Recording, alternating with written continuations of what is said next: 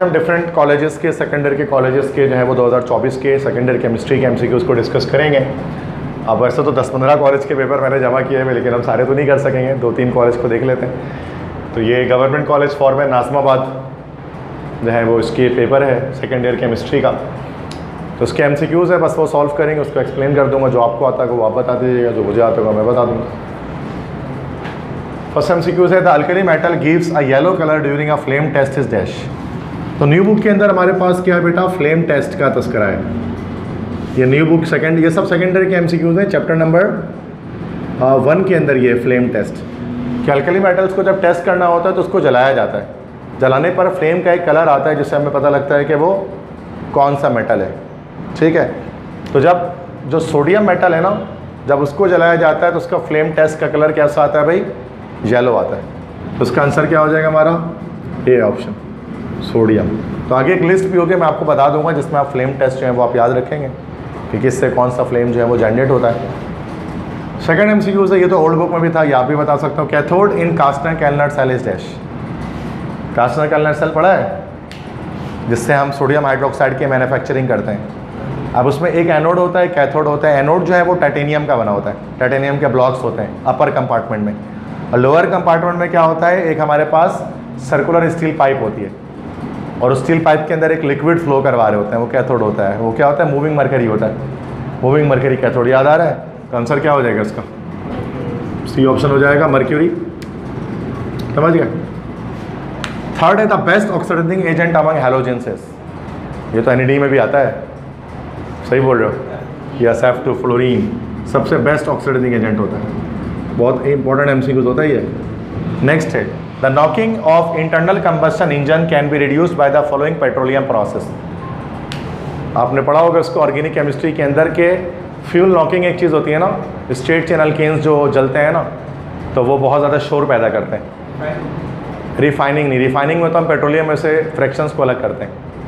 ये कहता है हाँ, रिफॉर्मिंग नहीं पढ़ा, रिफॉर्मिंग ऑफ पेट्रोलियम। रिफॉर्मिंग में स्ट्रेट चेन हाइड्रोकार्बन को ब्रांच चेन हाइड्रोकार्बन में कन्वर्ट करते हैं फ्यूल नॉकिंग को ख़त्म करने के लिए। फिफ्थ एमसीक्यूज है विच of the following alloy contains 90% copper and 10% tin. Copper और टिन का अलॉय क्या होता है? देखो दो अलॉय बहुत मशहूर है कॉपर के, कॉपर और जिंक का, और साथ में कॉपर और टिन का। कॉपर और जिंक का जो अलॉय होता है वो क्या कहलाता है हमारे पास है, ब्रास। और कॉपर और टिन का अलॉय क्या कहलाता है हमारे पास है, ब्रोंज। तो क्या आंसर हो जाएगा इसका, कॉपर और टिन है तो ब्रोंज, कांसी जिसको कहा जाता है।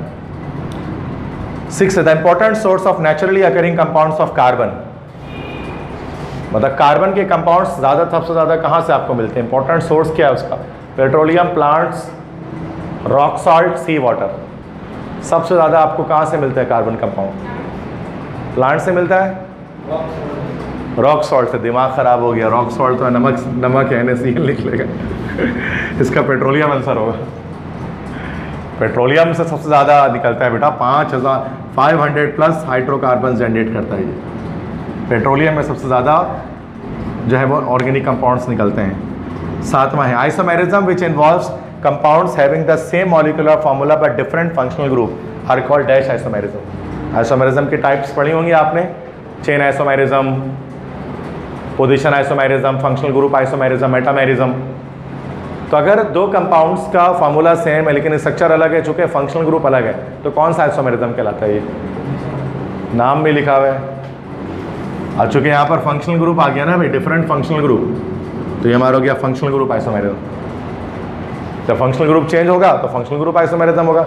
हाँ, फंक्शनल ग्रुप की पोजीशन को चेंज करने से ना वो पोजीशन आइसोमेरिज्म कहलाता है। जैसे एल्डिहाइड्स और कीटोन हो गए, इस तरह से ईथर और अल्कोहल्स हो गए, ये हमारे पास फंक्शनल ग्रुप आइसोमर्स हैं। मतलब इनका फार्मूला सेम होता है, स्ट्रक्चर अलग होता है, क्योंकि फंक्शनल ग्रुप अलग अलग अटैच्ड होते हैं।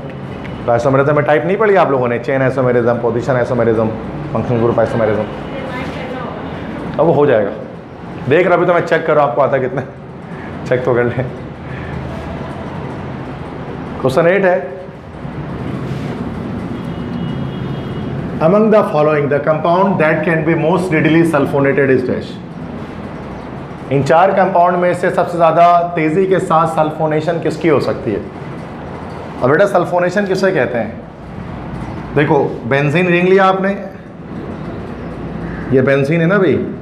बेंजीन का रिएक्शन जब हम करते हैं सल्फर ट्राइऑक्साइड गैस के साथ इन the presence of sulphuric acid, तो उससे क्या होता है कि बेंजीन के साथ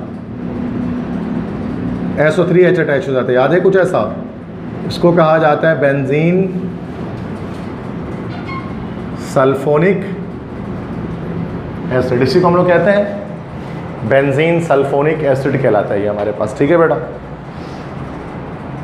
तो मसला यहाँ तक। अब ये क्या कह रहे हैं कि इन चारों कंपाउंड में से सबसे ज़्यादा तेज़ी के साथ सल्फोनेशन किस में हो सकती है?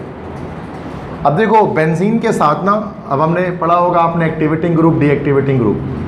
जो फंक्शन इलेक्ट्रोफाइल्स होते हैं ना, वो दो तरह के होते हैं हमारे पास। अच्छा, आप कराची बोर्ड से हो कि ज़ियाउद्दीन बोर्ड से हो? ओके, तो बेंजीन रिंग के साथ ऊपर जो ग्रुप अटैच होता है ना, वो बेंजीन रिंग को मोर रिएक्टिव या लेस रिएक्टिव कर देता है। अब अगर कोई लोन पेयर वाला ग्रुप होगा तो वो बेंजीन रिंग को मोर रिएक्टिव कर लेता है। जैसे OH, जब से OH आ गया हमारे पास, इस पर लोन पेयर है, तो ये हमारे पास कैसा ग्रुप कहलाता है? उसको हम कहते हैं एक्टिवेटिंग ग्रुप, जो बेंजीन रिंग को मोर रिएक्टिव करा देता है। और अगर कोई हमारे पास ऐसा आ जाए जिसमें लोन पेयर ना हो, जैसे NO2 ग्रुप आ गया, तो ये ग्रुप हमारे पास होता है डीएक्टिवेटिंग। ये क्या करता है? बेंजीन रिंग को लेस रिएक्टिव कर देता है। तो यहाँ कह रहे हैं कि बताएं इन चारों कंपाउंड में से सबसे तेजी के साथ सल्फोनेशन कौन सी होगी, मतलब बेंजीन के मुकाबले में ज़्यादा रिएक्टिव कौन होगा? तो हम देख लेंगे जिसके पास लोन पेयर हो। अच्छा, इसमें एक और एक एक्टिवेटिंग ग्रुप में एक और कंपाउंड होता है, मतलब कि जैसे कि जिसमें लोन पेयर नहीं होता लेकिन एक्टिवेटिंग ग्रुप है, वो CH3 होता है, टोलुइन। अब जो टोलुइन है ना, वो भी एक्टिवेटिंग ग्रुप है, वो बेंजीन से ज़्यादा रिएक्टिव होता है, क्योंकि टोलुइन भी लोन पेयर ऑफ इलेक्ट्रॉन दे सकता है, हाइपर कॉन्जुगेशन के थ्रू ऐसा करता है ये। ठीक है, ये बहुत डिटेल, मतलब एक डिफिकल्ट एक MCQ है जो फॉर्मल कॉलेज में आया है हिस्सा। तो ये इसका आंसर क्या है? Toluene, benzene, nitrobenzene, chlorobenzene. तो क्लोरोबेंजीन डीएक्टिवेटिंग ग्रुप है, इलेक्ट्रॉन पेयर खींच लेता है। ठीक है, नाइट्रोबेंजीन भी डीएक्टिवेटिंग ग्रुप है। बेंजीन तो ज़ाहिर सी बात है, उसकी रिएक्टिविटी उसके मुकाबले में, एक्टिवेटिंग ग्रुप के मुकाबले में तो डाउन ही है। उसका ऑप्शन क्या हो गया? ए हो गया, टोलुइन या मिथाइल बेंजीन। ये बेंजीन के मुकाबले में ज़्यादा रिएक्टिव है, तो उसकी सल्फोनेशन बेंजीन से ज़्यादा तेज़ी के साथ हो सकती है। समझ गए? तो ये इसमें ये फिनॉल भी हो सकता है, टोलुइन भी हो सकता है, और भी कंपाउंड हो सकते हैं ये एक्टिवेटिंग ग्रुप से जो ताल्लुक रखते हैं। क्वेश्चन 9 है, the kinetics of elimination by molecular reaction is dash. अब बाय मॉलिक्यूलर एलिमिनेशन, ये हमारा चैप्टर नंबर 6 है। बाय मॉलिक्यूलर एलिमिनेशन किसे कहा जाता है? E2 reaction. E1 E2 पढ़ा होगा ना, SN1 SN2 E1 E2। तो E2 तो मतलब इसका ऑर्डर कितना हो जाता है रिएक्शन का?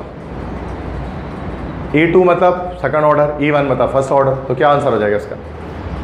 काइनेटिक्स मतलब इसका ऑर्डर कितना होगा? Second order. चूंकि बाई मॉलिक्यूलर लिखा है, अगर यूनिमॉलिक्यूलर लिखा होता तो क्या आंसर होता? फर्स्ट ऑर्डर, है ना भाई। SN1 और E1, SN1 और E1 ये कौन से ऑर्डर के रिएक्शन है भाई? फर्स्ट ऑर्डर के। और SN2 और E2 ये कौन से ऑर्डर के रिएक्शन है भाई? सेकंड ऑर्डर के। बताइए, जो 2 लिखा होता है इसका ऑर्डर ही होता है, इसका मॉलिक्यूलरिटी भी कहा जाता है। समझ गए? 10th, Lucas reagent is a mixture of, ये न्यू बुक के MCQs है, ओल्ड बुक में नहीं था ये। लुकास रिएजेंट किसका मिक्सचर है? तो आप लोगों ने फेडरल में पढ़ा होगा तो पढ़ा होगा इसको। लुकास रिएजेंट दो चीज़ों का मिक्सचर होता है, जिंक क्लोराइड और HCl। ZnCl2 और HCl के जो मिक्सचर है वो लुकास रिएजेंट कहलाता है। लुकास रिएजेंट का इस्तेमाल क्या होता है? ये असल में हमारे पास जो है ना, वो प्राइमरी सेकेंडरी टर्शरी अल्कोहल्स जो होते हैं, 1 डिग्री 2 डिग्री 3 डिग्री अल्कोहल्स, उनके बीच डिस्टिंग्विश करने, टेस्ट करने के लिए इस्तेमाल किया जाता है, उनके बीच फ़र्क करने के लिए। लुकास साइंटिस्ट का नाम तो उसके नाम पर होता है, Lucas reagent. It is the mixture of zinc chloride and hydrochloric acid. सही है? तो मसला पसंद आ रही है? ये रिकॉर्डिंग भी चल रही है, अगर आपको लगता है कि चीज़ें तेज़ी में हो गई तो आप घर जाकर उसको दोबारा से देख सकते हैं, देयर इज़ नो इशू। ठीक है, 11 है, ये भी न्यू बुक का है। हाँ, और आप लोगों ने फेडरल में पढ़ा होगा इसको। Clemmensen reduction is the conversion of aldehyde and ketone into dash. अब एल्डिहाइड्स और कीटोन्स को अल्केन्स में 2 तरह से कन्वर्ट किया जा सकता है रिड्यूस करके। एक हमारे पास कहलाता है Wolff Kishner reduction, Wolff Kishner, और दूसरा कहलाता है क्लेमेंसन रिडक्शन। इन दोनों में क्या होता है? क्लेमेंसन के अंदर भी और वुल्फ किश्नर के अंदर भी एल्डिहाइड्स और कीटोन्स रिड्यूस होकर हमारे अल्केन्स में कन्वर्ट हो जाते हैं। वो कैसे होते हैं वो बाद में बताऊंगा, अभी नहीं बताऊंगा। ठीक है, तो क्लेमेंसन रिडक्शन के थ्रू एल्डिहाइड और कीटोन अल्केन्स में चेंज होते हैं। 12th MCQs है, formic acid is naturally found in. Formic acid जो होता है वो कुदरती तौर पर कहाँ पाया जाता है? फॉर्मिक एसिड क्या होता है? HCOOH कुदरती तौर पर कहाँ पाया जाता है? ये तो बता दो बेटा, अल्लाह के बंदे ऐसा नहीं करो, मैं तो परेशान हो जाऊंगा तुम लोगों से, मुश्किल हो जाएगा पढ़ाना ऐसा तो। इतना बेसिक सब बच्चों वाला सवाल है ये। फॉर्मिक एसिड कहाँ पाया जाता है? नहीं पता? एसिटिक एसिड पाया जाता है विनेगर के अंदर। भाई फॉर्मिक एसिड जो है ना वो बीज स्टिंग मतलब जो चूंटी है या फिर जो मधुमक्खी होती है ना, लाइक जो शहद मक्खी होती है उसके डंक में पाया जाता है। डंक में होता है ये, जो शहद की मक्खियाँ काटती हैं ना तो वो डंक में होता है उनके। बीज स्टिंग मतलब होता है डंक, तो मक्खियों के डंक में होता है ये, या चूंटियों के डंक में होता है फॉर्मिक एसिड। 13 है, an example of quaternary structure of protein is. अब प्रोटीन के ना हमारे पास डिफरेंट स्ट्रक्चर होता है, 1 degree, primary, secondary, tertiary, quaternary. तो 1 डिग्री, 2 डिग्री, 3 डिग्री, 4 डिग्री। तो जो क्वाटरनरी स्ट्रक्चर होता है ना प्रोटीन का, जिसमें मल्टीपल प्रोटीन यूनिट्स एक साथ अटैच होते हैं, उसमें जो सबसे बेस्ट एग्जाम्पल होती है वो होती है हेमोग्लोबिन।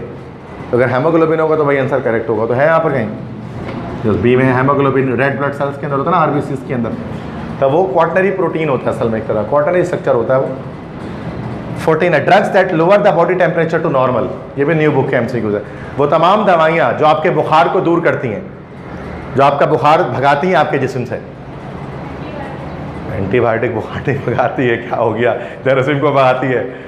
एंटीबायोटिक तो आपको ऑगमेंटन वगैरह हो गया ना। मैं बात कर रहा हूँ जो बीमारी बुखार भगाते हैं, पैनाडोल, पैरासीटामोल। डॉक्टर बनोगे ऐसा नहीं करो। क्या कौन सा दवाई बोले तुम? फेलाजिल? फिर एंटी एलर्जिक, तो एलर्जी रेजिक्स जो टैबलेट होती है, नहीं ना, जो छोटी सी पतली सी होती है वाइट कलर की, वो तो एलर्जी खत्म करता है। अरे भाई एंटीपायरेटिक कहते हैं। एंटीपायरेटिक, पायरेटिक जो है ना, पायरेटिक का वर्टिकल है पायरो से। पायरो का मतलब होता है हीट। अब बॉडी से हीट खत्म करती है तो एंटीपायरेटिक ड्रग जो बुखार भगाती है, बॉडी टेम्परेचर को नॉर्मल करती है, एंटीपायरेटिक। पैरासीटामोल है ना आपका मशहूर, पैनाडोल जिसको कहते हैं। An example of thermosetting plastic. देखो दो तरह का प्लास्टिक होता है, थर्मोप्लास्टिक और थर्मोसेटिंग प्लास्टिक। थर्मोसेटिंग प्लास्टिक एक बार जो कौन सा होता है, इरिवर्सिबल होता है, कि एक बार अगर आप उसको पिघला दें तो दोबारा से वो प्लास्टिक में कन्वर्ट ना हो सके। तो कौन सा होता है? कचकड़ा जिसको बोलते हैं ना, किरमच, बटन्स वगैरह जिससे बनते हैं, हार्ड प्लास्टिक, क्या कहलाता है वो? बेकलाइट, बिल्कुल सही। बेकलाइट थर्मोसेटिंग प्लास्टिक है। फिनॉल और फॉर्मेल्डिहाइड के लिए होता है ना, पॉलीमर होता है।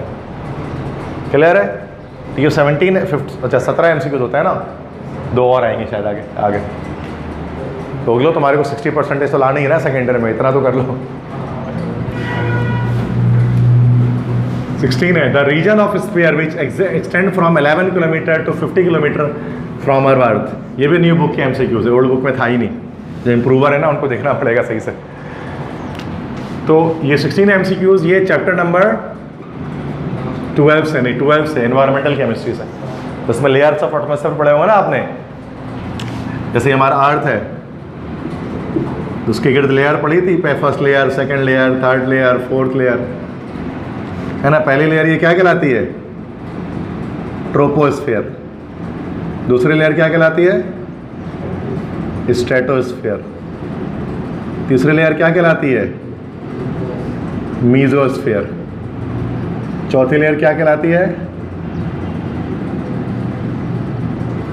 थर्मोस्फीयर। पहले 0 से लेकर 11 किलोमीटर तक ये हमारी क्या होती है? ट्रोपोस्फीयर। फिर 11 किलोमीटर से 50 किलोमीटर तक हमारे पास ये क्या होती है? स्ट्रेटोस्फीयर, जिसमें ओजोन लेयर भी होता है। याद है कुछ? तो क्या हो जाएगा इसका आंसर? B, stratosphere. ये न्यू बुक से आप लोगों ने कभी नहीं पढ़ा होगा, ये फर्स्ट टाइम पढ़ रहे हैं आप इसको, ठीक है। 17 इंफ्रारेड, ये भी आप चैप्टर 13 से, न्यू बुक से है ये भी। चैप्टर 13 स्पेक्ट्रोस्कोपी, ये भी आप नहीं जवाब दे सकते इसका। द इंफ्रारेड, तो आप लोग न्यू बुक नहीं पढ़ी आपने अब तक? न्यू बुक नहीं पढ़ी आपने? कब पढ़ेंगे? पढ़ना होगा अभी। Infrared spectroscopy the technique use to determine dash. तो ना चैप्टर 13 में हम लोग स्पेक्ट्रोस्कोपी के बारे में पढ़ रहे हैं। Infrared spectroscopy, ultraviolet visible spectroscopy और NMR स्पेक्ट्रोस्कोपी और atomic emission absorption spectroscopy, mass spectrometry, ये सब है ना चैप्टर लास्ट चैप्टर में। तो जो है ना, तो जो उसमें से इंफ्रारेड जिसको IR भी बोलते हैं, IR स्पेक्ट्रोस्कोपी, इससे हम लोग क्या करते हैं, फंक्शनल ग्रुप डिटरमाइन करते हैं ऑर्गेनिक कंपाउंड में। तो क्या आंसर हो जाएगा इससे, फंक्शनल ग्रुप। अभी कैसे करते हैं मैंने लेक्चर में अपलोड किया हुआ है सारे लेक्चर्स के अंदर, अभी मैं एक्सप्लेन नहीं करने वाला कि कैसे करते हैं, बस इसको इस तरह किया जाता है। समझ गए, ये फॉरमैन कॉलेज के हमारे पास MCQs थे टोटल, समझ में आ गए सारे, ठीक है। उसका PDF भी मैं आपको शेयर कर दूंगा, परेशान नहीं उसके वाले से, बस आपको समझ लें, सिर्फ लिखने में टाइम वेस्ट होगा हमारा, इसको आप समझते रहे ज़्यादा से ज़्यादा, घर पे बैठकर वीडियो ऑन करके लिख लें आप सारा, तो इससे क्या होगा, हम डबल सीख पाएंगे। मैं लिखा तो दूँ, मुझे मसला नहीं है, लेकिन उसमें ज़्यादा सीख ही नहीं पाते फिर हम, वैसे भी क्लासें हमारी कम होती हैं तो उसमें ज़्यादा सीख ही नहीं पाओगे आप, ठीक है। हाँ, ये कि डेली 3-3 घंटा हो रही हो तो लिखते रहो आराम से, ऐसा नहीं है, लेकिन तो बेहतर है कि आपको घर पे बैठकर आप लिख लिया करो, 3-4-5 घंटे लगा कर लिख लोगे, आपको मसला नहीं। नेक्स्ट उसके बाद एक और कॉम्प्रिहेंसिव पेपर, ये अनीस हुसैन के जो है वो कॉम्प्रिहेंसिव पेपर है सेकेंड ईयर के, इसके भी 17 MCQs हैं सामने, तो ये भी इसको सॉल्व कर देखते हैं इसमें क्या क्या क्वेश्चन हैं, ठीक है बेटा। तो ये कॉम्प्रिहेंसिव एग्जामिनेशन है 2023-2024 के केमिस्ट्री पार्ट 2 के लिए, न्यू बुक्स ही होंगे। तो इसका फर्स्ट है अनीस हुसैन कोचिंग क्लासेस के जो है वो कॉम्प्रिहेंसिव एग्जामिनेशन है, इसका पेपर मैं यहाँ पर सॉल्व करा रहा हूँ। A is the element of 3A and B belongs to group 5. When A reacts with B, they form dash. कह रहे A जो है ना वो ग्रुप 3A का एलिमेंट है, ये बहुत इंपॉर्टेंट MCQs है, मतलब प्लस 3A ग्रुप का एलिमेंट है, मतलब वैलेंसी क्या होगी उसकी, +3 होगी, जबकि B 5 ग्रुप का एलिमेंट है, उसके मतलब इसकी वैलेंसी कितनी होगी, -3 होगी। तो वैलेंसी +3 -3 कट जाएगा, जब इसका फॉर्मूला बनेगा तो क्या होगा, A भी है ऑप्शन में कहीं, यस। करना आता है आपको ये काम, ये वैलेंसी के सूरत में करते हैं, ऐसा आता है सवाल। सेकंड है lithium has many similarities to its diagonal neighbour in beryllium family, the element is dash. Lithium का डायगोनल रिलेशनशिप किसके साथ है, बिल्कुल मैक्सिमम के साथ होगा, बिल्कुल सही जवाब, Mg के साथ, बिल्कुल सही। थर्ड है the coordination number of cobalt in this compound, coordination number पता है किसे कहते हैं, कितना इलेक्ट्रॉन पेयर मेटल ले रहा है लिगेंड से, इसको कहते हैं कोऑर्डिनेशन नंबर। अब ये C2O4 है ऑक्सिलेट, ऑक्सिलेट एक बाइडेंटेट लिगेंड होता है, एक ऑक्सिलेट 2 लोन पेयर देता है, और कितना ऑक्सिलेट टोटल 3 है ना ये, तो 2 × 3 कितना हो गया ये हमारे पास, तो कोऑर्डिनेशन नंबर क्या आ जाएगी, 6 आ जाएगी। टोटल इलेक्ट्रॉन पेयर कितने आ रहे हैं, तो वो कहलाता है, तो जितनी डेंसिटी है उसको मल्टीप्लाई कर देंगे, नीचे जो नंबर लिखा हुआ है उससे। फोर्थ है an example of bidentate ligand among the following, तो वो तो ऊपर ही गया अभी, C2O4 हो गया, ऑक्सिलेट कहते हैं ना इसको, पढ़ा है आपने ऑक्सिलेटो, ठीक है, ऑक्सिलेटो इज अ लिगेंड। पांचवा the functional group present in cresol, cresol क्या होता है बेटा, बेंजीन रिंग लिया, एक तरफ OH और एक तरफ CH3 आ जाए, इसको हम लोग कहते हैं दिस इज कॉल्ड क्रिसोल। इसका फंक्शनल ग्रुप क्या लगा हुआ है, CH3 तो फंक्शनल ग्रुप होता नहीं है, तो फंक्शनल ग्रुप क्या है, तो क्या आंसर हो गया, OH तो 2 जगह पर है, C में भी है, A में भी है, फिनोलिक OH या अल्कोहलिक OH, गलत जवाब, फिनोलिक OH, क्योंकि अरे नहीं बेंजीन रिंग के साथ लगा हुआ है भाई, बेंजीन रिंग के साथ जो OH होता है वो फिनोलिक OH है, और ये कार्बन स्टेट चेन में जो OH लगा होता है ये अल्कोहलिक के OH होता है, तो ये थोड़ा फंसाया है उन्होंने A और C में, सही है, क्लियर है। तो ये बेंजीन रिंग के साथ जब OH लगा हुआ था वो फिनोलिक है, वो अल्कोहलिक तो उस वक्त होगा जब स्टेट चेन में होगा। The formula of caproic acid, caproic acid का क्या फार्मूला होगा हमारे पास, कैप्रोइक एसिड में कितने कार्बन हो, कैप्रो मतलब कितना होता है, नहीं पता बेटा, हेक्सानोइक एसिड,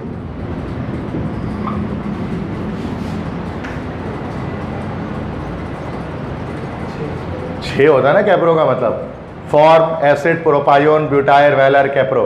आंसर छोड़ो, आंसर जो भी है भाई, तुम लोग पहले कॉन्सेप्ट बना लो अपना, एकदम डब्बा कॉन्सेप्ट है, समझ लो उसको। कैप्रो मतलब 6 होता है ना, हेक्सानोइक एसिड हो गया 6 कार्बन वाला कार्बोक्सिलिक एसिड, तो 6 कार्बन वाला कार्बोक्सिलिक एसिड कैसा होगा? 1 2 3 4 5 6,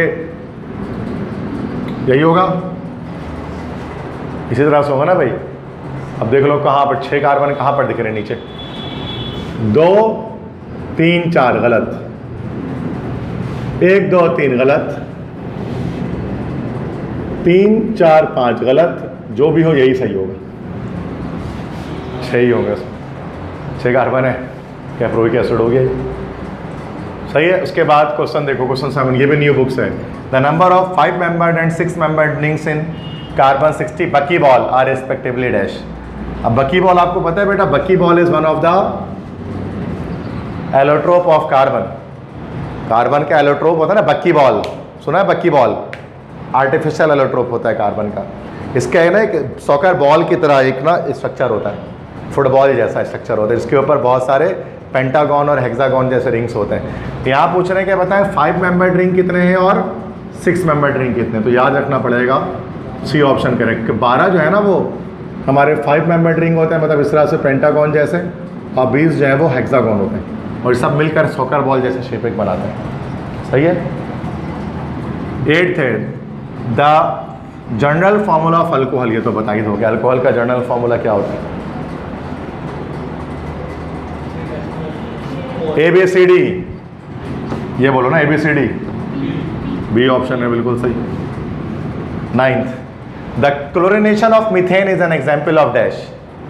जब मीथेन का रिएक्शन क्लोरीन के साथ होता है तो किस तरह का रिएक्शन होता है ये? Addition, substitution, elimination, oxidation. अब मीथेन क्या है? मीथेन एक अल्केन है ना भाई। अल्केन कौन सा रिएक्शन करता है? एडिशन करता है।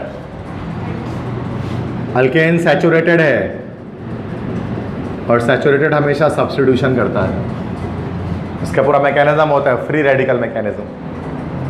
सो पढ़ाएगा भी फ्री रेडिकल चेन मैकेनिज्म। ये तो होता है, सब्स्टिट्यूशन तो होती है उसमें। सब्स्टिट्यूशन में क्या होता है? हाइड्रोजन निकलते रहता है और क्लोरीन जुड़ते रहता है। ये बातें बहुत लंबी हैं, ये 1 सेकंड की नहीं है, लेकिन ये अभी जो कि मैं जैसा आपको चेक कर रहा हूँ, आपके नॉलेज को मैं चेक कर रहा हूँ, दैट्स वाई मैं डिटेल में नहीं बता रहा इसको। ये नहीं कि सर इतना सही है, बताना शुरू करूँगा तो आप लोग पागल हो जाओगे, इतना कुछ है इसके अंदर। लेकिन अभी हम देख लें कि आपको आता कितना, ये तो देखें, उसी लिहाज से पढ़ाना पड़ता है। 10वां ozonide on heating with zinc dust produce dash. Ozonide का जब हम जिंक डस्ट से रिएक्शन करते हैं तो क्या बनता है? ये रिएक्शन है ओजोनाइड।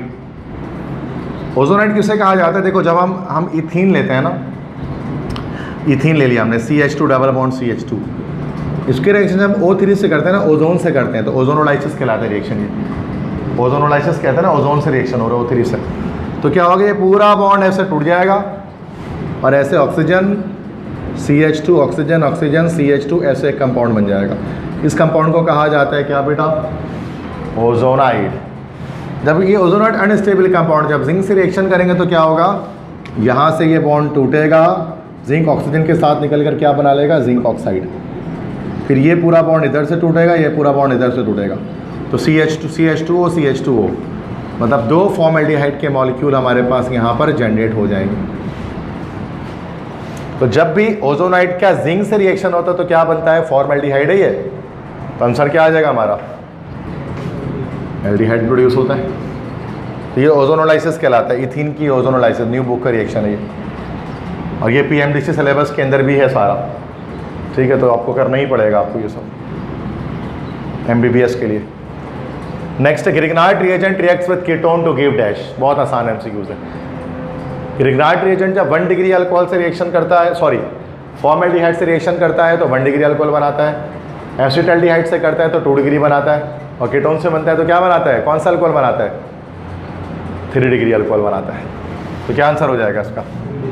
3 डिग्री अल्कोहल या फिर टर्शरी, ठीक है। 12th है विच of the following is anaesthetic agent. इसमें से किसको बेहोश करने के लिए इस्तेमाल किया जाता है? बेहोश करने के लिए किसको इस्तेमाल करते हैं?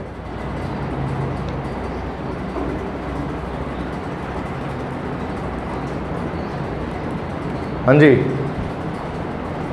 नहीं बता, मैं बताऊं, di ethyl ether. This is anaesthetic agent, इसको बेहोश करने के लिए इस्तेमाल किया जाता है। एनेस्थीसिया प्रोड्यूस करता है, बेहोश करता है ये मरीजों को ऑपरेशन करने से पहले उनको। समझ गए? नेक्स्ट है 13 है, alkyl amine when reacts with nitrous acid in the presence of hydrochloric acid yields dash. अच्छा, ये भी न्यू बुक का रिएक्शन है, चैप्टर नंबर 6 का है, alkyl halides and amines, old book में नहीं था। इसका डायरेक्ट आंसर मैं बता रहा हूँ, डायजोनियम सॉल्ट। जब अल्काइल अमाइन का रिएक्शन नाइट्रस ऑक्साइड से किया जाता है इन the presence of hydrochloric acid, तो आपका डायजोनियम सॉल्ट बनता है।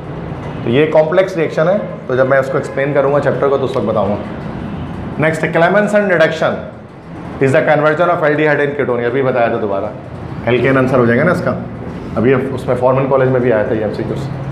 विच of the following give silver test with Tollens reagent, ये तो पढ़ा होगा, ओल्ड बुक में भी था। टोलेंस रिएजेंट टेस्ट मतलब सिल्वरिंग ऑफ मिरर जिसको हम कहते हैं। तो कौन सिल्वर टेस्ट देता है? तो फॉर्मल्डिहाइड जो होता है, ये जितने भी एल्डिहाइड्स होते हैं वो सिल्वर मिरर टेस्ट पॉजिटिव देते हैं। अब इन चारों में से एल्डिहाइड कौन सा है? फॉर्मल्डिहाइड, पता है? सी एल्डिहाइड है, दिमाग खराब हो गया, सी ईथर है, ये है एल्डिहाइड, फॉर्मल्डिहाइड जिसको बोलते हैं, HCHO, ये ईथर है, डाई मिथाइल ईथर है। ये ऑक्सीजन के आजू बाजू में रेडिकल लगता है ना, तो ईथर होता है ये।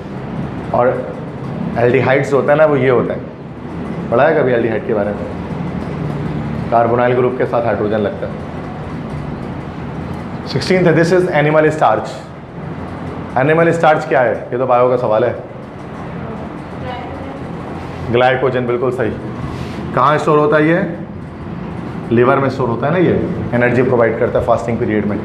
17, the region of sphere which extend from 11 kilometre, ये तो चला गया, अभी पीछे भी आया था, स्ट्रेटोस्फीयर। सही है, समझ गए मसला? जो 17 MCQ इतने मुश्किल नहीं है, ये कि प्रैक्टिस इतने में करा दे रहा हूँ कि आप सेकेंडरी में भी आपके बोर्ड एग्जाम इन्हीं में से आएगा, जो भी आएगा तो उसको याद रखना है। क्लियर है यहाँ तक? नेशनल कॉलेज का पेपर है ये, कराची का कॉलेज है, नेशनल बॉयज़ कॉलेज है, सुना होगा नाम आपने, उसका पेपर है सेकेंड ईयर का। तो उसमें है फर्स्ट है, the first ionization energy is higher for the dash. Ionization energy किससे कहा जाता है? The amount of energy which is required to remove an electron from the last shell of an atom. किसी भी एटम के last shell से electron को remove करने के लिए जो एनर्जी देनी पड़ती है उसको आयनाइजेशन एनर्जी कहते हैं। ठीक है, आप लेफ्ट से राइट जाते हैं तो हमेशा क्या होता है? आयनाइजेशन एनर्जी इंक्रीज हो रही होती है। तो सबसे हाई किसकी होगी? जो ग्रुप में सबसे राइट पे मौजूद होगा। अब देखो, alkali metal group 1, alkyne earth metal group 2, hydrogen group 7, noble gas group 8, तो सबसे ज़्यादा किसकी होगी? नोबल गैस उसकी होगी, ग्रुप 8 की होगी, तो ये सबसे राइट पर है। सेकंड है, this is the strongest reducing agent. सबसे स्ट्रॉन्गेस्ट रिड्यूसिंग एजेंट कौन है? ये हैलोजन एसिड्स लिखे हैं सारे, तो याद रखना है कि रिड्यूसिंग प्रॉपर्टी HI की ज़्यादा होती है HBr से, HBr की ज़्यादा होती है HCl से, और HCl की ज़्यादा होती है किससे? HF से। तो सबसे ज़्यादा स्ट्रॉन्गेस्ट रिड्यूसिंग एजेंट हमारे पास कौन हो गया इसके अंदर? HI, hydrogen iodide. ठीक है। थर्ड है, this one of the following ions is coloured. इसमें से कौन से आयन्स कलर्ड हैं? देखो, हमेशा ट्रांजिशन मेटल के आयन्स कलर्ड होते हैं। अब इनमें से ट्रांजिशन मेटल कौन सा है? Iron, potassium, aluminium, calcium. D block element कौन सा इनमें से? ट्रांजिशन कौन सा? ये तो पता होगा, Fe, बिल्कुल सही, Fe+3 आयन। तो ये कलर्ड होता है ना, ब्राउन कलर होता है फेरिक आयन से ये। बाकी सब आपको पता है 1A ग्रुप का है, ये 3A ग्रुप का है, ये 2A ग्रुप का है, ये सब रिप्रेजेंटेटिव एलिमेंट्स हैं, ये कलरलेस होते हैं। Ligands are also called Lewis base to electron pair donor है, ये तो निशान लगा हुआ है ना अक्सर में, पता है ना, लेकिन गलत भी निशान लगा हुआ है, जैसे ऊपर लगा हुआ था, तो निशान पे नहीं जाना कभी। 5 है, this technique is use in refining of petroleum. Fractional distillation करते हैं ना भाई, तो क्या आंसर हो गया उसका? डी ऑप्शन हो गया, फ्रैक्शनल डिस्टिलेशन। 6 है, the IUPAC name of isopropyl alcohol. Isopropyl alcohol क्या होता है? यही होता है ना, आइसोप्रोपाइल, सेकंड कार्बन से OH अटैच होता है, this is called isopropyl alcohols. तो IUPAC में नाम इसका क्या होगा? 2-प्रोपेनॉल या प्रोपन-2-ओल कह सकते हैं उसको, यही है ना आइसोप्रोपाइल, जब सेकंड कार्बन से OH अटैच होता है, इसी को 2-प्रोपेनॉल या प्रोपन-2-ओल कह सकते हैं। तो क्या आंसर हुआ? 2-प्रोपेनॉल। 7 है, Markovnikov's rule will be applicable in the addition of HBr into dash. Markovnikov rule सिर्फ किस में लगता है? असिमेट्रिकल अल्कीन के अंदर। बाय बॉन्ड मतलब डबल बॉन्ड तोड़ोगे तो राइट लेफ्ट में अलग अलग होना चाहिए। इसका डबल बॉन्ड तोड़ो, नहीं लगेगा मार्कोनिकोव, चूँकि सिमेट्रिकल है। इसका बॉन्ड तोड़ो, नहीं लगेगा मार्कोनिकोव, सिमेट्रिकल है। इसका बॉन्ड तोड़ो, इधर अलग है, लगेगा मार्कोनिकोव रूल। यही तरीका होता है ना। मार्कोनिकोव रूल क्या होता है कि उसमें फिर H हाइड्रोजन वहाँ अटैच करता है जहाँ पहले से ज़्यादा हाइड्रोजन होते हैं। नेक्स्ट है MCQs, halogenation of benzene in presence of catalyst produces dash. Benzene की हैलोजिनेशन कैटलिस्ट की मौजूदगी में जब होती है तो क्या बनता है? देखो बेटा, बेंजीन का जब हैलोजिनेशन करते हैं ना, मतलब जैसे उसकी क्लोरिनेशन करते हैं, तो दो तरह से कर सकते हैं। जब बेंजीन की क्लोरिनेशन Cl2 से करते हैं इन द प्रेजेंस ऑफ सनलाइट, तो उससे क्या होता है, हमारे पास हेक्साक्लोरोसाइक्लोहेक्सेन बनता है, जो एक इंसेक्टिसाइड होता है, ये बनता है ना भाई। और यही बेंजीन का रिएक्शन अगर आप क्लोरीन से करोगे, हैलोजिनेशन करोगे, लेकिन इन the presence of a catalyst मतलब AlCl3, तो क्या बनेगा इस सूरत में? Cl लग जाएगा बेंजीन के ऊपर। इसको हम लोग क्या बोलते हैं? This is called chlorobenzene. तो क्या आंसर हुआ? ये ऑप्शन, क्लोरोबेंजीन सही है। देखो, सनलाइट के प्रेजेंस में अलग चीज़ बनती है और कैटलिस्ट के प्रेजेंस में अलग चीज़ बनती है, पढ़ा है? The bond angle in tertiary amine is dash. Amines के अंदर बॉन्ड एंगल क्या होता है? टर्शरी अमाइन का क्या मतलब है? नाइट्रोजन ये रहा, तीन तरफ रेडिकल होगा, इसी को हम लोग बोलेंगे टर्शरी अमाइन या 3 डिग्री अमाइन, ठीक है। अब देखो, यहाँ पर 3 बॉन्ड पेयर हैं और एक लोन पेयर नाइट्रोजन के पास होता है। 3 बॉन्ड पेयर होगा और एक लोन पेयर अगर होगा तो शेप कैसा आता है हमारा? पिरामिडल आता है। तो पिरामिडल कहाँ लिखा है? पिरामिडल तो लिखा हुआ ही नहीं है, बॉन्ड एंगल पूछ रहा है। पिरामिडल का बॉन्ड एंगल कितना होता है? 107 डिग्री होता है, 160 डिग्री। शेप्स के नहीं पता? Tetrahedral 101.5, pyramidal 107 degree, angular bend का 104.5, ट्राइगोनल का 120 डिग्री, लीनियर का 180 डिग्री। नहीं पढ़ा कभी? नहीं पढ़ा? पढ़ा है ना। तो दिमाग तो तुम लोगों को क्या कहते हैं, ख़त्म हो गया क्या कहीं पे? दिमाग चलाओ तो सही। हाँ, रिवाइज करना पड़ेगा ना इसमें, और क्या। 160 इतनी आसान बात है। अब इसमें गलत करोगे तो फिर तो नामुमकिन है कि आप कहीं पे भी एडमिशन ले पाओ। लुकास रीजेंट दोबारा से रिपीट हो गया। द फॉर्मूला ऑफ आयोडोफॉर्म, ये तो ओल्ड बुक में भी था, CH3 होता है ना iodoform. Clemmensen reduction is the conversion, दोबारा हर कॉलेज में आ रहा है, ये तो लग रहा है मस्त आएगा अल्केन, ठीक है। तो जो हर कॉलेज में आ रहा है बार बार, वो मस्त आएगा पेपर में, बोर्ड एग्जाम में, जो फ्रेशर है। The mild oxidizing agent. अब देखो, ये जो तीनों है, नाइट्रिक एसिड हो गया, ये तीनों हमारे पास पोटेशियम डाइक्रोमेट, ये सारे स्ट्रॉन्ग ऑक्सीडाइजिंग एजेंट होते हैं। ये जो H2CrO4 होता है ना, जिसको हम लोग कहते हैं क्रोमिक एसिड, ये हमारा होता है माइल्ड ऑक्सीडाइजिंग एजेंट। माइल्ड मतलब जो इतना स्ट्रॉन्ग नहीं होता। बाकी nitric acid, potassium dichromate, potassium permanganate, ये सारे के सारे स्ट्रॉन्ग ऑक्सीडाइजिंग एजेंट हमारे पास हैं। नेक्स्ट है क्वेश्चन 14 है, the process of conversion of carboxylic acid into alkane is dash. Carboxylic acid को अल्केन में कन्वर्ट करने का प्रोसेस क्या कहलाता है? जैसे देखो डायरेक्टली नहीं होता। पहले जैसे कि हम लोग कार्बोक्सिलिक एसिड लेते हैं, इसका जैसे सोडियम से रिएक्शन किया तो पहले बनेगा सोडियम एसीटेट, फिर इस सोडियम एसीटेट की हम लोग करते हैं डीकार्बोक्सिलेशन सोडा लाइम से। सोडा लाइम में क्या होता है? NaOH होता है और CaO यहाँ पर लगा होता है, तो मीथेन बन जाता है और सोडियम कार्बोनेट अलग हो जाता है। तो ये जो प्रोसेस है ना, चूँकि यहाँ पर कार्बोक्सिलिक ग्रुप की रिमूवर हो रही है, तो इस प्रोसेस को हम लोग कहते हैं डीकार्बोक्साइलेशन। तो क्या आंसर होगा यहाँ पर? डीकार्बोक्सिलेशन, ये रिएक्शन हो जाता है, ठीक है। 15th है, lactose is present from 3 to 4% in dash. Lactose 3 से 4% किसमें मौजूद होता है? याद रखिएगा, ये बायोकेमिस्ट्री के MCQs है। कंडेंस मिल्क, तो कंडेंस मिल्क होता है ना, कोमैल वगैरह देखा होगा आपने, तो कंडेंस मिल्क के अंदर गाढ़ा जो दूध होता है उसमें 3 से 4% हमारा लैक्टोज मौजूद होता है। लैक्टोज मिल्क शुगर, तभी तो उसको हम कहते हैं। ये न्यू बुक के MCQs है, चैप्टर 12 से। The WHO guidance to TDS is below dash. WHO World Health Organization, TDS किसे कहते हैं? Total dissolve solid. तो एक टॉपिक है उसके अंदर के जो ड्रिंकिंग वाटर है उसकी क्या स्पेसिफिकेशन होनी चाहिए। तो WHO के मुताबिक जो ड्रिंकिंग वाटर उसका TDS level, total dissolve solid जो होता है, उसके अंदर उसका लेवल 600 मिलीग्राम पर लीटर तक होना चाहिए, इससे ज़्यादा नहीं होना चाहिए, ये मैक्सिमम है। इससे ज़्यादा अगर हो गया तो पानी पीने लायक नहीं है, नॉन ड्रिंकेबल है। ये न्यू बुक के अंदर MCQs आया ये, ठीक है। ये भी न्यू बुक का है। The fingerprint region of IR spectrum typically found in the range of, तो इंफ्रारेड जो स्पेक्ट्रम होता है उसका दो रीजन होता है, एक फिंगरप्रिंट रीजन होता है और एक फंक्शनल ग्रुप रीजन होता है। तो फिंगरप्रिंट रीजन होता है वो 4000 से 8000 सेंटीमीटर इनवर्स इस वेव नंबर पर जो है वो लाई कर रहा होता है। ये एमसीक्यू चैप्टर 13 का है जिसको हम लोग कहते हैं स्पेक्ट्रोस्कोपी। ठीक है, तो ये हमारे पास नेशनल कॉलेज जो है कराची, तो उसके 17 एमसीक्यूज हैं, सब अक्सर तो रिपीटेड है, कुछ एक 2-3 नए एमसीक्यूज है बस, वो हमने देख लिया उसके अंदर। ठीक है, okay. BAMM PCHS government college for women Karachi के 2024 का जो पेपर है केमिस्ट्री का, उसके एमसीक्यूज करते हैं। आसान है। फर्स्ट है oil of vitriol refers to dash. Oil of vitriol किसे कहा जाता है? बताओ ना फिर, सल्फ्यूरिक एसिड, तो बताना पड़ेगा ना, निशान लगा हुआ है इसमें। लुकास रिएजेंट, ये दोबारा आ गया, हर कॉलेज में आ रहा है, ये तो मस्ट है, हर साल आएगा ये। लुकास रिएजेंट मिक्सर इन दो चीज़ों का, ZnCl2 और HCl का। Ketones when reacted with LiAlH4 they reduce to dash. देखो LiAlH4 हमारे पास क्या है, this is actually a reducing agent. एक रिड्यूसिंग एजेंट होता है लिथियम एल्यूमिनियम हाइड्राइड।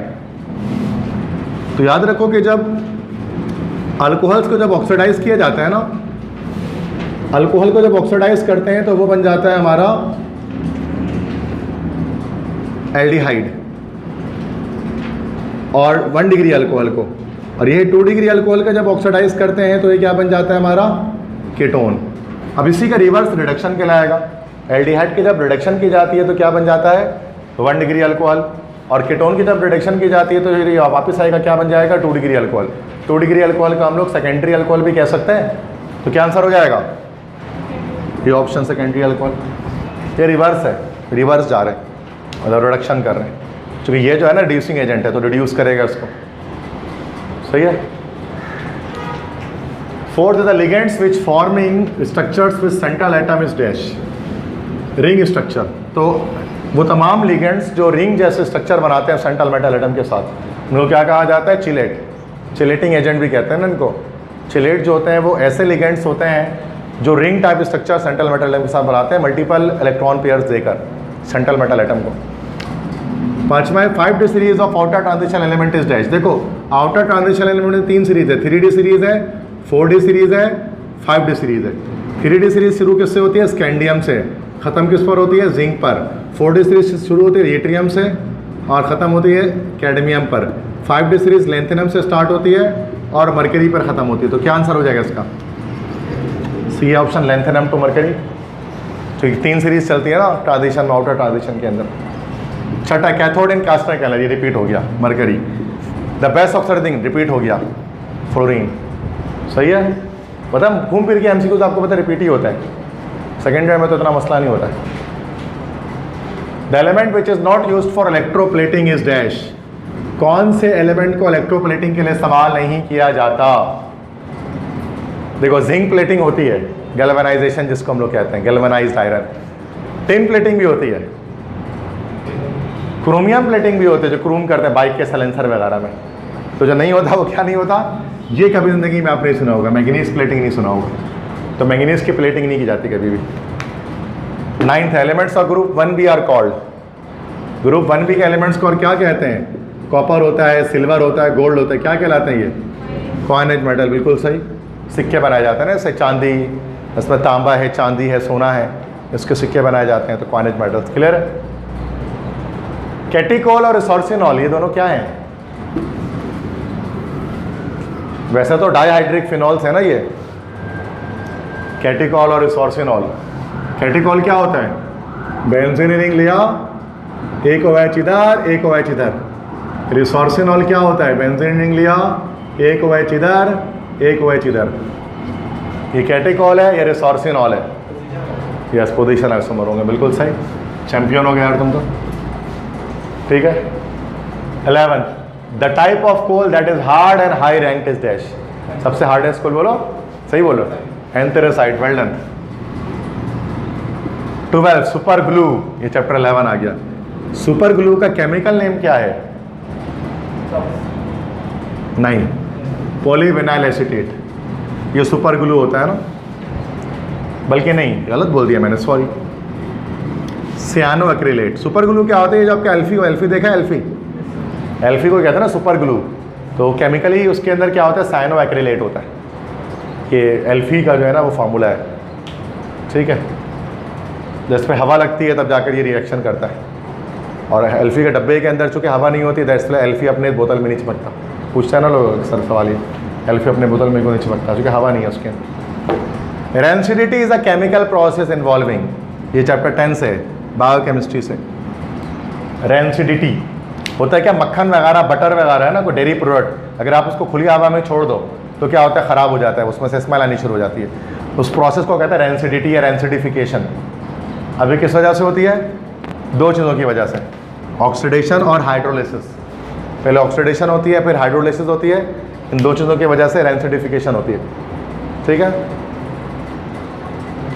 नेक्स्ट है Meta directing group among the following is. Meta directing कौन होगा, जिसके पास लोन पेयर नहीं होगा या जिसमें कार्बोनाइल ग्रुप होगा, वो मेटा डायरेक्टिंग है।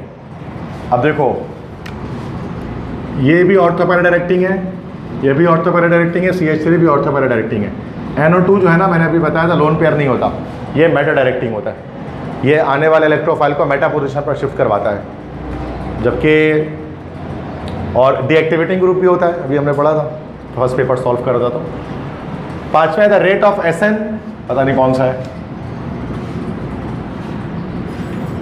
अब देखो SN1 होगा, SN2 कर लेते हैं।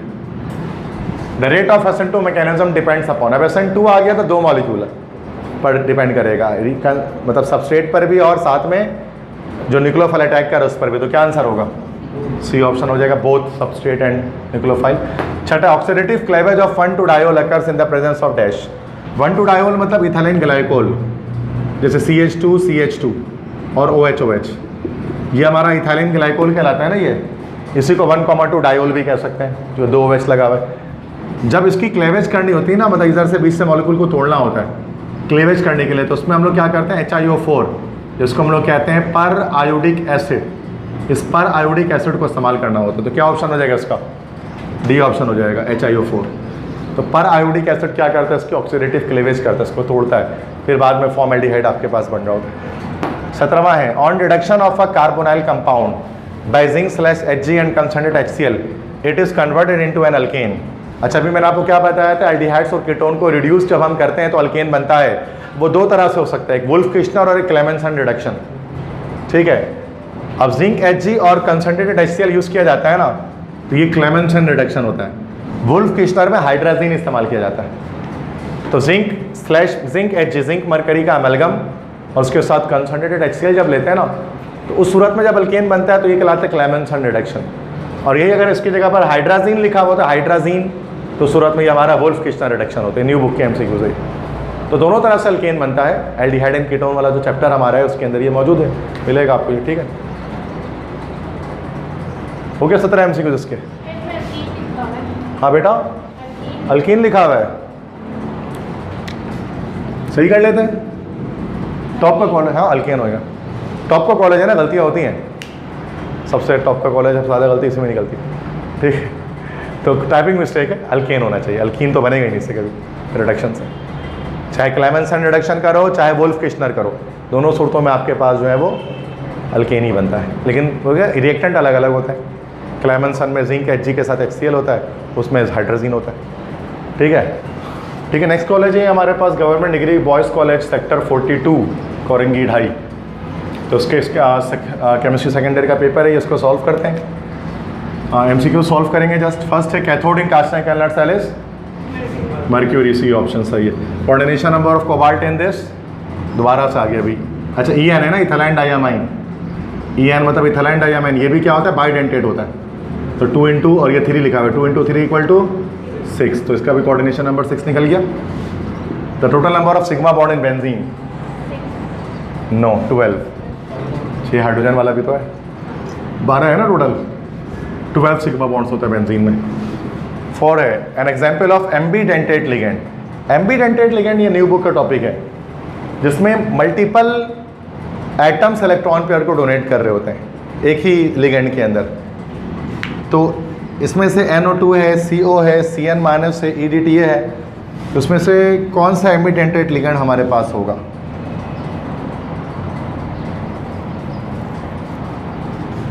हमारा EDTA होगा, इथिलीन डायमाइन टेट्राएसीटेट। क्योंकि उसमें क्या होता है इथिलीन डायमाइन टेट्राएसीटेट में कि हेक्साडेंटेट होता है ना, ये मल्टीपल आइटम्स यहाँ पर इलेक्ट्रॉन पेयर डोनेट कर रहे होते हैं। पांचवा है the pair of compound that exhibits isomerism. वो पेयर बताइए जिनके अंदर आइसोमेरिज्म है, मतलब जिनका फॉर्मूला सेम है। दो ऐसे ABCD में से कोई ऐसी जोड़ी उठाइए जिसका फॉर्मूला सेम निकलेगा।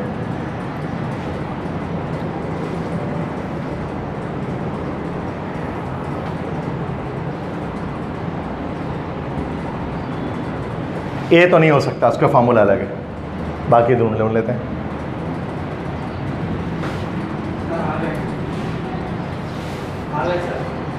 देखिए ठीक है, बस ये तो आप करके ही ख़त्म करेंगे। सी ऑप्शन होगा 2 कार्बन 2 3 कार्बन 3 4 में। सी कहाँ से? 3 कार्बन यहाँ पर 4 कार्बन यहाँ पर, सी तो हो नहीं सकता। 2 बज गया। 2 3 4 कार्बन 1 2 3, हाँ बी ऑप्शन होगा। छठा है hydroquinone is a phenol, it contains 2 OH group at dash. Hydroquinone भी बेटा एक डाईहाइड्रिक फिनॉल है, एक OH ऊपर होता है, एक OH नीचे होता है। तो फर्स्ट और फोर्थ कार्बन पर यहाँ पर OH ग्रुप लगा होता है, तो पोजीशन 1 और पोजीशन 4 क्या आंसर हो जाएगा? C option. यह हाइड्रोक्विनोन कहलाता है। ये भी एक फिनॉल होता है, डाईहाइड्रिक होता है, 2 OH होता है, ठीक है। तो फर्स्ट और फोर्थ कार्बन पर लगा हुआ है। 7th है the formula of a saturated hydrocarbon is C3H6, it should be dash. C3H6 देखो, अगर सिर्फ C3H6 होता है ना 3 कार्बन वाला, तो C3H6 तो एक अल्कीन भी हो सकता है और ये प्रोपीन हो सकता है, लेकिन क्या है सैचुरेटेड है। तो सैचुरेटेड है तो इसका मतलब ये हमारे पास अल्कीन नहीं है, अल्केन है। अब C3H6 है, CnH2n के जनरल फॉर्मूले में अल्केन कहाँ से आता है? तो ये अल्केन हमारे पास क्या होगा भाई? साइक्लो अल्केन होगा। साइक्लो अल्केन का आपको पता है ना, जनरल फॉर्मूला अल्कीन की तरह से होता है। तो ये 3 कार्बन है, तो ये साइक्लोप्रोपेन है असल में, तो आंसर है साइक्लोप्रोपेन, सी ऑप्शन। वरना देखो C3H6 वरना ये प्रोपीन भी हो सकता था, लेकिन चूंकि उसने क्या बोल दिया कि ये सैचुरेटेड है, मतलब पाई बॉन्ड नहीं है, इस वजह से साइक्लो अल्केन हो गया। तो ये दोनों का जनरल फॉर्मूला सेम निकलता है। 8 है SN2 reaction occurs most easily if the substrate molecule is dash. SN2 reaction सबसे आराम से होता है अगर सबस्ट्रेट मॉलिक्यूल क्या हो। अब SN2 याद रखिएगा हमेशा किस में होता है? 1 डिग्री में होता है। SN2 1 डिग्री या प्राइमरी में होता है। प्राइमरी कौन सा है इसमें से? जो सबसे ज़्यादा मिथाइल आयोडाइड, जिसमें स्टेरिक एंट्रेंस सबसे कम होगी, है ना, कार्बन 3 तरफ हाइड्रोजन ऐसे, तो सबसे इजीली इसके अंदर SN2 रिएक्शन हमारे पास हो जाएगा, मिथाइल ग्रुप के अंदर सबसे इजीली। फिर इथाइल में होगा SN2 रिएक्शन, जो कि हमेशा प्राइमरी अल्काइलाइड्स करते हैं, और प्राइमरी में भी मिथाइल वाले ज़्यादा जल्दी करते हैं। नवा है this alcohol has the highest boiling point. सबसे हाईएस्ट बॉइलिंग पॉइंट किसकी होगी? जिसके पास सबसे ज़्यादा कार्बन एटम होंगे। इथाइल अल्कोहल तो होगा नहीं।